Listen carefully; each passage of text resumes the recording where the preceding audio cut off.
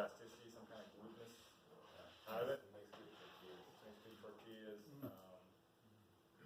And then the sawtooth is another import that's planted widely. It's kind of fruity. It's really interesting to see all these different things. Now that when we press the oil for acorn flour, we save the press cake and we make flour out of it. We get two products out of it. And it's buttery. And it's good because I wouldn't be able to mill any of the reds, the pin oaks, the black oak, the red oaks, because they're too oily to run through. They gum up my flour mill. So I actually need to remove the oil out of it and actually mill it. So with the press cake, that has the shells ground up in it? No, if you're gonna make flour, I gotta get it almost 100% clean, like we talked about earlier. So you run it through a window? So if I just want oil, I can just run it through, but I can't use the press cake. So it costs me more. I have to do more sorting. But it's still worth it. I do the numbers on it. It costs me $4 or $5 a pound to sort it, and I'm getting $25 a pound, or $4 or $5 extra to sort it, and I'm getting $25 a pound for it. I'm coming out ahead still. Can you use press cake that has shells framed in nuts, like making Not milk very or pleasant. anything? There's nothing you can do with that. It's not very pleasant. Fertilizer. Yeah, I mean, I'm using shells for acid-loving plant mulch, blueberries and stuff like that. I'm also wanting to develop tanning products for tanning hides. So apparently home tanners are buying some tree in the rainforest that's high in tannins to tan their hides. And here we got all these high tannin plants here, right? So I want to boil those and reduce them and have a tanning product. But it's just like how to do the numbers on it so you can say, people know how much to use. What I need is tanners to try it, experiment with it, figure out how we're going to standardize it so people know how much to use. That's all part of product development. But all these things have so many spin-off products. It's not funny, like the skincare products with the hickory oil, et cetera, et cetera. Here's a fun one here. It harkens into the future a little bit. This, George Washington Carver's huge hero. He did the exact same thing that I'm doing right now. He did it with peanuts and sweet potatoes and black-eyed peas. He used to go around people's living rooms and he had a little travel thing that he would show people how to do stuff and inspire them to try and figure out how to divert from the tyranny of King Cotton, right? Monocrop, cash crop that impoverishes the soil and the people around it, just like corn and soybeans. Okay? So that's what I'm doing, the exact thing he did. And he said that there were three kingdoms. There was animal, mineral, and plant. He said now there's a fourth kingdom, which is synthetics. He was really into like getting synthetic derivatives from these plants and creating new demand for these obscure plants, just like I'm trying to create new demand or new products to create demand for obscure tree crops. The exact same parallel. So what I'm saying now, the fifth kingdom, which you all are hip to, is the microbial kingdom. So what happens if we combine, and we're just learning, we're just scratching the surface on the microbial kingdom, right? And mushrooms and all that stuff. And so I want to enter in microbes. So I got Lone Star tick disease last year. I can't eat meat anymore. Me too.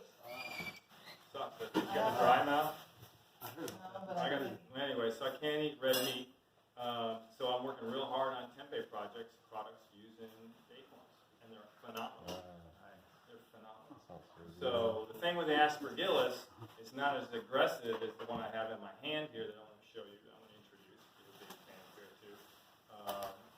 So I have to take the tannins out. I have to take the tannins out, the least tannins, in order for the aspergillus to effectively turn them into tempeh in the 2 days that it needs. Now, the holy grail with acorns, remember, the hardest thing is getting the tannins out. And I'm saying this as just one example of how we need to think outside the box and use these things as allies to help us along. And that's what the microbes are here for us to do. And the holy grail is that the thing with the key to acorns is figuring out how to leach them easily, because that's you got to get them wet. And if you just get something wet, that means you got to get it dry. And if it's wet, you got to worry about it molding. And there's so much stuff going on there. You got to run water through it. It is a pain. That's why it's $25 a pound, right? Chestnuts, you don't have to do that. They're sweet. You just dry them, you turn them into flour, and you're done. That's why they're $12, $10 a pound. All right. So what if we had, and the way the microbial world works is that you go in, and this is what I'm doing with the cornucopia project, it's all metaphor, right? Is you go in and you find a resource, and you figure out how to remediate that resource so you can use it. That's what we humans do, right? So here are these nuts. Here's this black walnut, right? Here's a resource, but I have to remediate it. And how do I remediate this? To gain to access the resource. Crack You got to it, take the shell out. That's remediation. Don't take it so literally. It's not toxin or anything like that, right? We're thinking metaphorically here. So you got to remediate this resource, get the shell out, and I've got this incredible resource available. But nobody messes with it because they want to remediate it. So how the heck do we remediate the tannins? Well, this is what microbes do. They remediate toxins so they can access resources. What's the best, the most common one, your Kickstarter, oyster mushrooms. Okay, so what I got is acorns in here. This is probably it's probably 2 months now, 2 months old. Haven't been leached, and it is white. Pass it around. It is white and well traveled. It's already had one flush of oyster mushrooms. It's working on another one, but I dropped it and it broke off. It was like, will you guys bloom for this little tour I'm going to do? And so sure enough, they popped out 2 little mushrooms, and I dropped it. They probably be nice and big now, big old trumpets, So what I'm hoping is going to happen here is there's going to be several flushes of mushroom, because remember, this isn't sawdust, this isn't cardboard, this isn't straw. This is a nutrient-dense acorn. So how many flushes are we going to get out of this? I don't know. But after the first flush, I cut them up, and it was still bitter. I'm going to wait the second flush I'm going to cut up. Will it still be bitter? Will it be less bitter? How many flushes will it take before it's remediated that? And then if I'm really lucky, I get all these flushes, and then what's left is a totally edible mushroom acorn fur. Right? So the mycelium is just as nutrient as the fruity body. So I deliberately had grain, as mushroom friends of mine make a grain spawn for me, so I could eat. It's not sawdust in there. It's a grain spawn. So I can eat that whole cake after it's done flushing. So I've got yield. Boom, I got burgers after that. How cool is that? Yeah. Fifth kingdom. Right?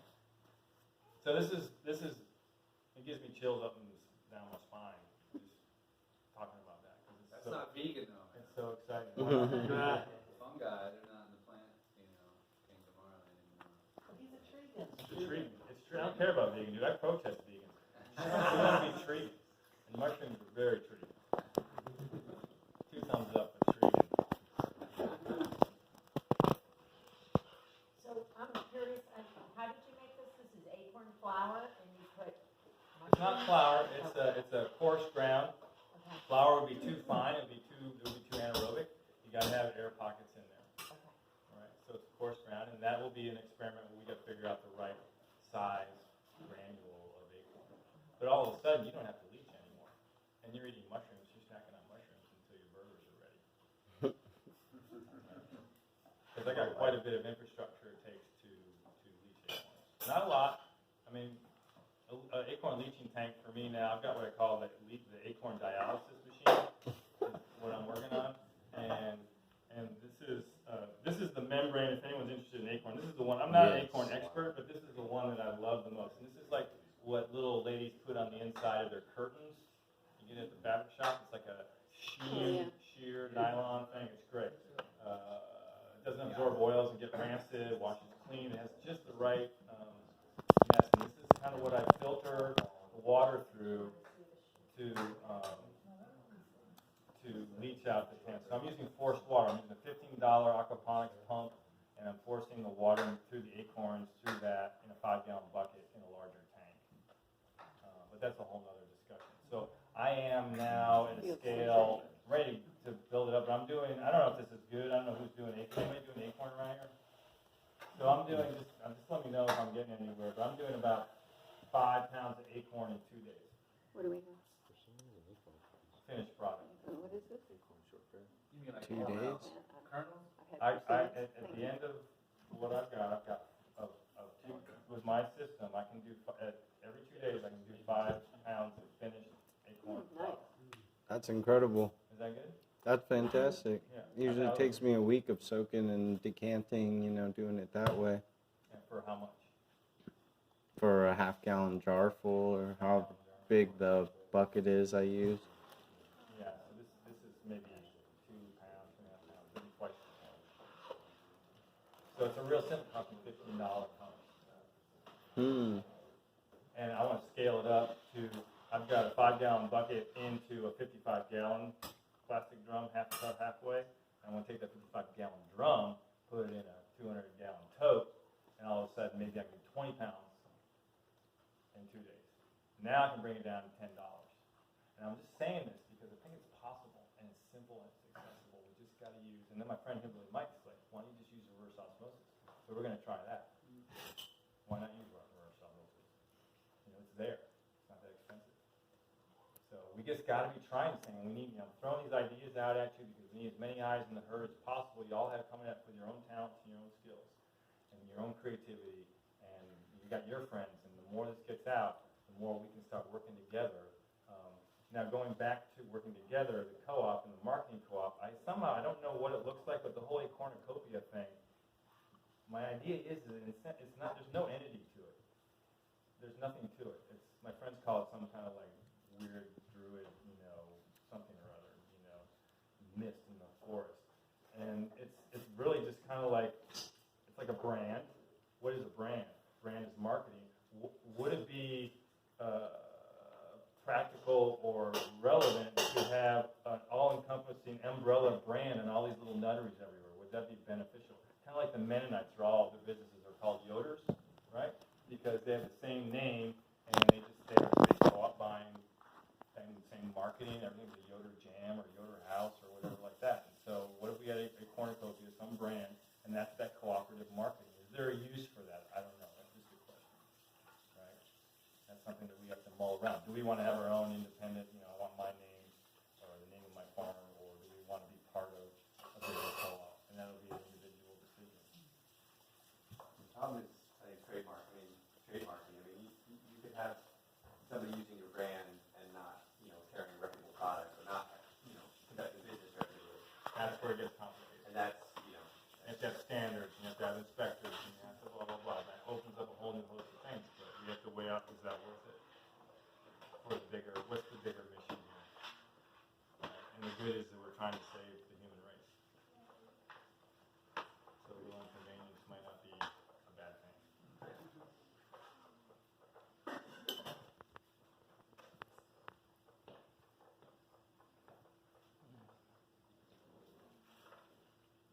If you folks put together basically in an acre, how many trees could be planted and what's the projected yield in pounds per tree? Chestnut guys have, and the Yeah, they have. pecan guys have, and the hazelnut guys have, all the acceptable commercial, accepted commercial guys all have that information. Black walnuts, I read a book, and old book, and the guy said that you can get more protein out of it can be, and I'll just add, it can be argued that you can get more protein out of an acre of mature cultivar black walnuts than you can grazing any animal. You throw animals under there, man, you're really doing it. Right? So yeah, all those numbers are there. Bob always tells me those numbers. I think it's something like, in a 12-year orchard of Bob's with his improved genetic chestnuts, he's getting like something like 45 an acre yield, 4,500, 10, 12-year-old orchard. And that's just, that's only chestnuts, hybrid chestnuts. okay, 4,500. Oh yeah, no, American. What's his name again? My friend is Bob. Does he have a? a? His name because I don't want a bunch of people.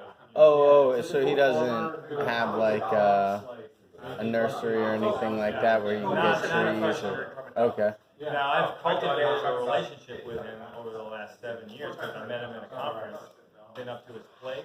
Gotcha. I've picked his chestnuts, and I'm starting a big project. He's now seeing the importance. Y'all might want to listen to this conversation. I'm talking about my friend Bob because he's going through a transition with his genetics. He's planted 4 generations over the last 35 years of orchards. He's planted the best, started with the best genetics he could get. He took the best of those trees, planted another orchard. Took the best of those trees, planted another orchard. And it's 4 times. He says he's got 8 indexes now that are just blowing him away. He's got 4-fold the production that he had before. So now it's kind of chestnuts, yeah. And so his chestnuts are performing phenomenally. And he is now having a conversation with other chestnut growers about starting some kind of genetic trialing, formal, genetic trialing. And the thing that they're sort of questioning now is the proprietariness of these genetics.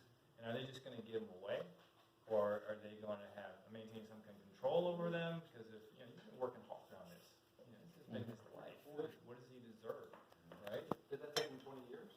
To get to that, or just 20, 30 years? he's been doing it for 35 years, I think. Sorry, you say Bob Taylor? I didn't say Bob Taylor. Bob Exactly, that's who I said. Because I don't really doesn't want wanna give it not out, for Mike. him to give his name out. Oh, I'm sorry. Greg Miller. Greg Miller's got good genetics. So you're a hybrid chestnut that you're looking to. To create horchata. I didn't say it. You didn't hear it from me. I I mean, said it. I don't care. So the conversation I'm having with him is I want to bust out this project and I want to do 10, 15 acres of chestnuts. And I'm like, Bob, I want to use your chestnuts. And we've had this conversation. It's like, I want to be the guy that you test out this sort of contract with growers. So that's what you do. Like Kearneysville, they come up with a new pair. They contract growers to have exclusivity, and only they can grow them. And it's a gentleman's agreement. You can't clone it. You can't do anything. You grow it, so, and they own the rights and all that stuff. Because these guys that develop these things need to be paid for it. They can't just rip them off, right? Or else they're going to go out of business, and they're going to starve. And we want them working. Oh, we'll do that too. But I told Bob, and he'll sell me plants and seeds, but I said, what will it take, Bob, for me to get your best? I want your best. And I will sign, you show me a contract, I will make agreements to get your best so you feel safe with me holding those genetics. For instance, I didn't say his name, right? That's a confidentiality or an exclusivity. It's an honor agreement that I will protect your identity and your genetics. So that's kind of like the next step when we start developing cultivars and things like that. How do we? And they want to create this co-op. It's another co-op, but they want to kind of hold the sanctity of their genetics. So that's I just brought that up not for any reason other than it's a discussion that brings up a point and where we're going with this stuff. This stuff has a lot of value, and it's hard because we want to save the world and we want to get this tree crop food out there, but we also it's hard for me to give away the mushroom thing. I mean, that's a great idea. Anybody could go off right now tomorrow and start a whole industry with that, and I wouldn't get any benefit from it. But I'm kind of like, whatever. More mushrooms in your I had a lot of CBD yesterday over here. I mean, it's like you're laying on a hammock and there's bud all over the floor. What do? You roll a joint, you smoke something, right? So I'm just like, yeah, whatever. You got me in a good day. Anyway. feeling extra generous. So it's a conflict. You get a good idea, you're kind of covetous of it, because how are you going to pay for your stuff? And how are you going to get reward and be able to keep innovating if, it just keeps getting drained away, right? So I told Bob, I want your best, and just let me know what you need to feel safe, because I totally respect what you put into these plants. So, interesting. Is that where the conversation ended with Bob? Well, it hasn't ended. I mean, is that the current? That's where it is right now, yeah. And I'm going to go up there and work a few days with him and hopefully get some and further that conversation in person. But he's been an incredible resource. He's taught me so much about chestnuts. It's not funny. I mean, we talk for hours and hours and hours on the phone. Very generous. And he's a guy I met at the Northern Nut Growers Association. He used to be the president. Yeah. Very nice guy. I'm really curious to hear what setup works well. Well,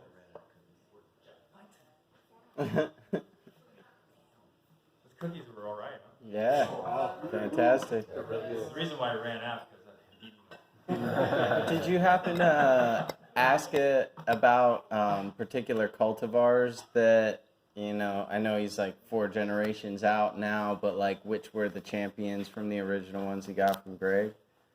I don't know that he got them from Greg. Oh. Oh no, I don't. I just assumed being I in see. Ohio, you would go to the Wizards Sounds straight like you down don't the wanna get road. involved, man. I don't have that information. There was probably, I think there was some Dunstons in there. He's not that excited about Dunstons. We could geek out on chestnuts, but that's like, we could go another hour. Okay. I would love to, but that's, I don't know So what the do scope of we this have conversation. the sun? Yeah, maybe on my way down to Florida in the fall. What's that? Hey, Eric, talk to Dan. What's up? Talk to this Dan right there about, Oh yeah. about some of the better cultivars. Right on. I'm working on it. But, you go with seed. Mhm. Don't get grafted trees. Right. That was a huge mistake. Bob got all this slack from all these like hot shot Michigan growers because they were like, we got to do colossals. You got to do grafted colossals, and they were poo-pooing Bob and saying, oh, you're just like this, wild weed, flaggy genetic stuff, and they were thumbing his nose at him. They were all like these guys from the university and all stuff. Well, guess what? They're suffering from grafting compatibility now, and their orchards are collapsing. Yeah. And his are robust and rocking because of the genetic diversity. Late stage graft failures and This stuff. is something I've noticed in talking to all different chestnut growers in the country, is that there's certainly a university mind. I think this goes with most agricultural products. There's a real strong university mind, book approach to things. Kind of like in the building environment too, where they really, almost scare you to try and do something different. And they're very authoritative. And if you don't know better, then you're like, oh, okay, yeah, let's do that. But when it comes to these things, you have to be pioneering. You have to realize that the genetics of some of these tree species are really easy to work with and very interactive, very eager to push, into new ways. And that's Very malleable. and that's what we're trying to work and explain. So I've got a 20-acre mixed nut orchard going up here in Hedgesville.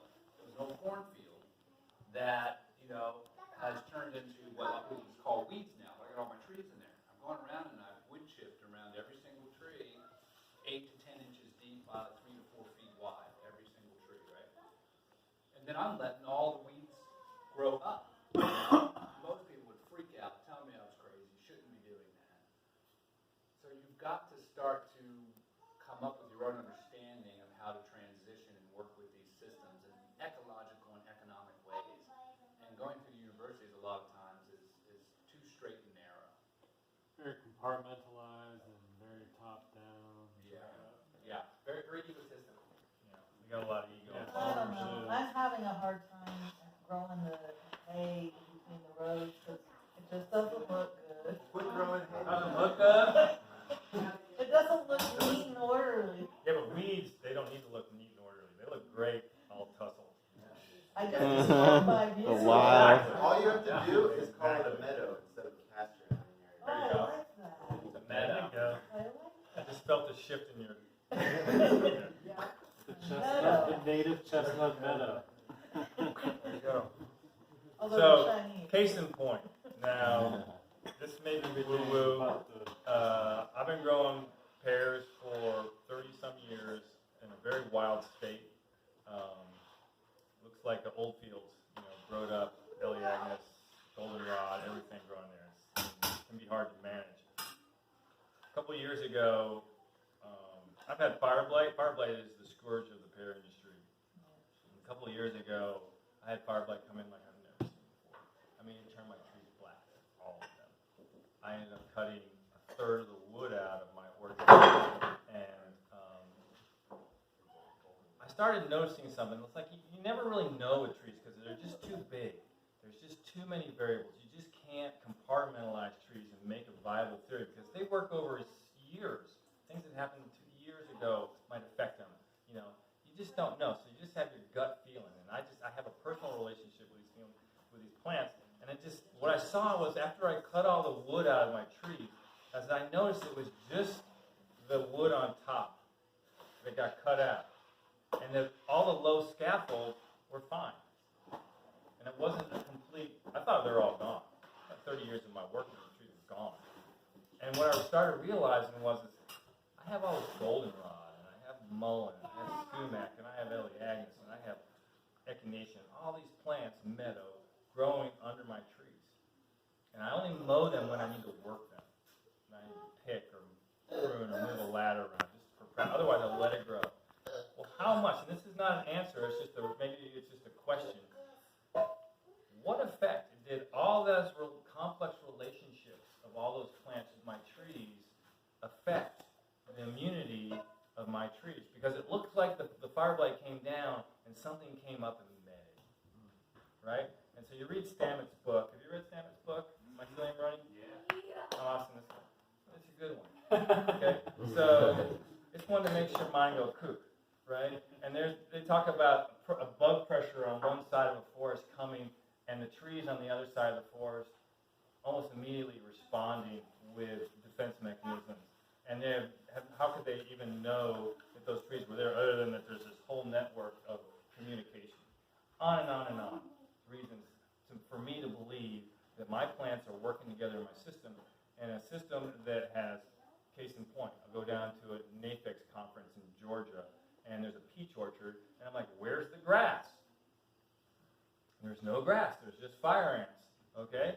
And they're like, we have this problem where oak rust or root rot is coming in and destroying all our peaches. Well, guess what? You don't have anything growing in your orchard except for peaches. There is no diversity. There's no probiotics. We all know simply that if you don't have probiotics in your stomach, you're going to get sicker than a dog. You are open for everything. We've got to have diversity. We've got to have probiotics. We've got to have these things working together in complex so they can help each other out. And they do. It's for their benefit to help each other out. Just like it is for us, and I'll draw it back to the cornucopia, it will be, I am trusting that it will be best for all of us in the cornucopia and my little jar of mushrooms if we help each other out with this. Right? And that's a faith-based thing. I don't have any science to prove that.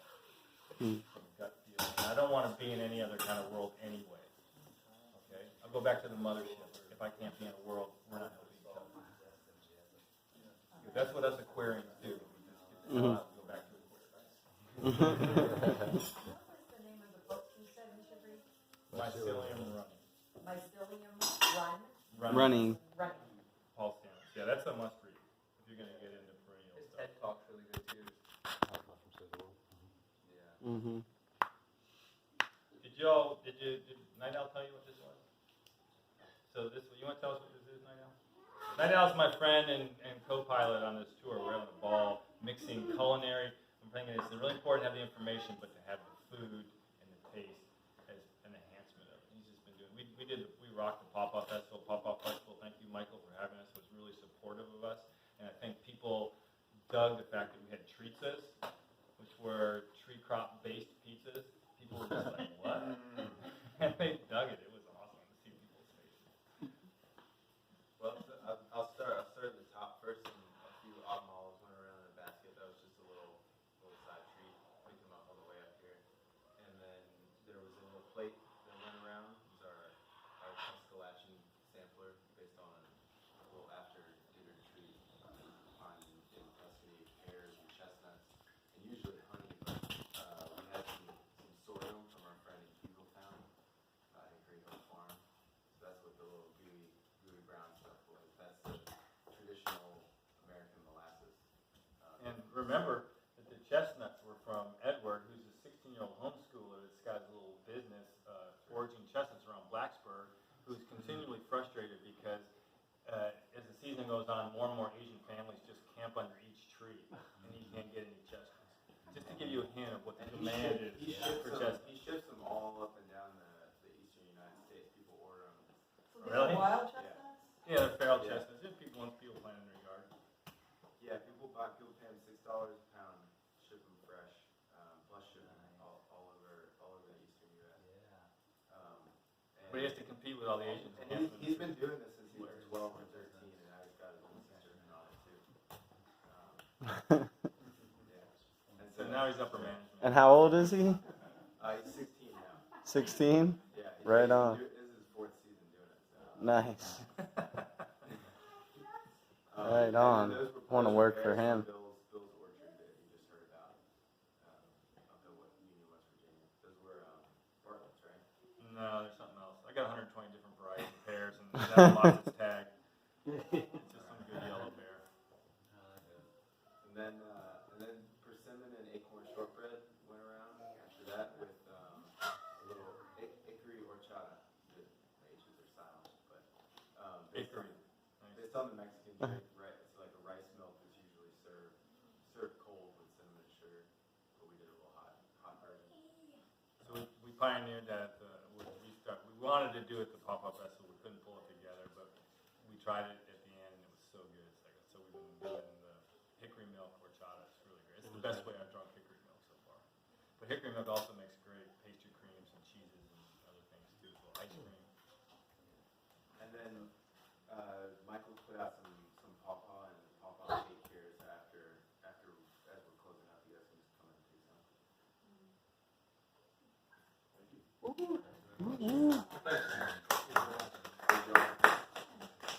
So, we've got some more minutes, and I don't mind hanging along here. I don't mind hanging longer. Y'all got more things to talk about. It's kind of like 8 o'clock, but, I don't care. Fun tree time. See this percentage? Yeah, those are cultivars and filters. Thanks for recognizing that. He said that they're gonna really appreciate that they were seedless. Like, no, Who realized that they were seedless? I was looking for the seeds. 1, 2. Yeah, I was looking for 4, 5. Are you all foragers? them. Yeah, and cultivator. For those that didn't notice, usually you get a mouthful of seeds with persimmons. Yeah.